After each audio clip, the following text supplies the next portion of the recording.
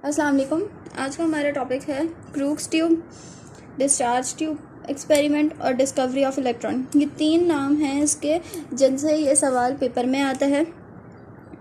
तो यहाँ पे हमने एक डिस्चार्ज ट्यूब बनाकर रख ली है और इस डिस्चार्ज ट्यूब की हेल्प से हम आज इलेक्ट्रॉन की डिस्कवरी भी पढ़ेंगे साथ ही में।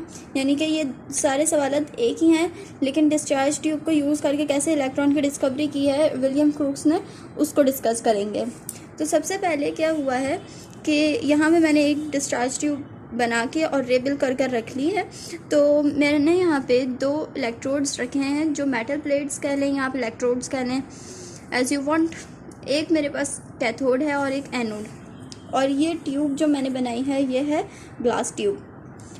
और यहाँ पे हमने वैक्यूम पंप अटैच कर दिया अपनी ग्लास ट्यूब के साथ, क्योंकि हमने क्या करना है, प्रेशर रिड्यूस करना है जो गैस हम अंदर फिल करने जा रहे हैं। और गैस वो होगी zinc chloride sulphate zinc sulphate. हम यहाँ पे एक गैस लेंगे, सही है। और बैटरी हमने ली है 10,000 वोल्ट्स की। तो एक्सपेरिमेंट कुछ यूँ होता है कि बैटरी का हमने बटन ऑन किया है तो इलेक्ट्रॉन्स फिर क्या होगा कि यहाँ पे कैथोड से एनोड की तरफ कुछ रेजेस इस तरीके से निकल कर जाने लग रही हैं, इस तरीके से इस फॉर्म में ये जा रही हैं। और यहाँ पे क्या हो रहा है, ब्राइट हो रहा है पार्ट। और वैसे पूरी ग्लास ट्यूब क्या होने लग गई है, ब्राइट होने लग गई है। तो जब पहले तो ग्लास ट्यूब बिल्कुल डार्क थी और ना ही कोई लाइट वाइट इसके अंदर हम दिख रही थी। और हाँ, इसके अंदर विलियम क्रूक्स ने जब गैस फिल कर दी तो फिर उन्होंने जब एक्सपेरिमेंट करने की कोशिश की तो नहीं हुआ। फिर उन्होंने वापस करने की कोशिश की, दूसरी गैसेस रखी, नहीं हो रहा था। लेकिन जैसे ही उन्होंने प्रेशर वैक्यूम पंप की मदद से या वैक्यूम पंप की हेल्प से उन्होंने प्रेशर रिड्यूस किया और प्रेशर उन्होंने रखा था 0.001। ये इन्होंने प्रेशर रखा था, ये मैं आपको बता रही थी प्रेशर। यहाँ पे हम लिख भी लेते हैं कि प्रेशर है, ये इतना प्रेशर रखा था। तो फिर जाके ये एक्सपेरिमेंट हुआ था और इसके अंदर उन्होंने बहुत सारी डिफरेंट गैसेस फिल करके देखी हैं, तो सब के अंदर सेम हमारे पास आता है रिज़ल्ट।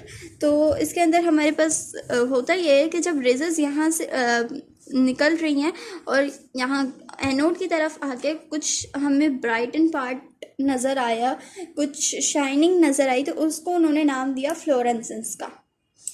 और फिर इसके अलावा इस जो फिर उनको पता चला कि ये जो कैथोड की तरफ से एनोड की तरफ जा रही हैं, फिर बाद में पता चला कि ये क्या है, इलेक्ट्रॉन्स की डिस्कवरी भी हुई है साथ में।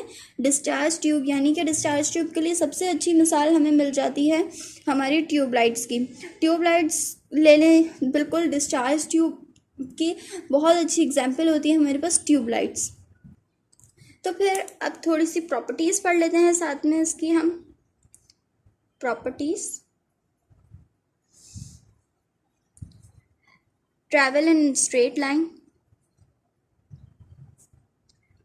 क्योंकि यहाँ पे हमने देखा बिल्कुल ट्रैवल क्या कर रही थी, ये स्ट्रेट लाइन के अंदर ट्रैवल कर रही थी,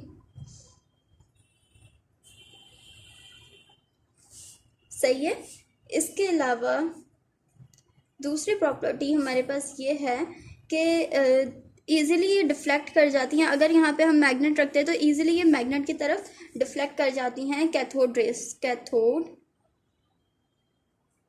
raise are easily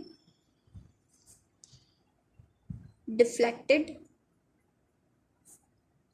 by a magnet। Magnet की मदद से या मैग्नेट से ये क्या होता है, मैग्नेटिक फील्ड की तरफ ये डिफ्लेक्ट हो जाती हैं इजीली। नेगेटिव चार्ज होता है इनके ऊपर,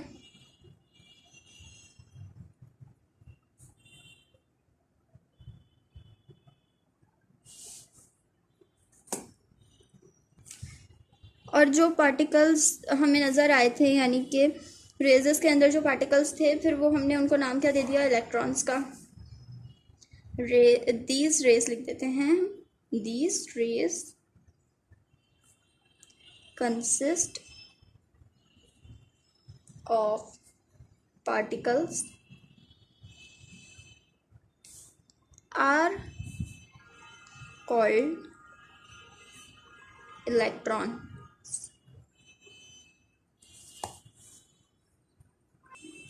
तो यहाँ पे हमारा टॉपिक आज का ख़त्म होता है, क्रूक्स ट्यूब एक्सपेरिमेंट हमारा ख़त्म होता है।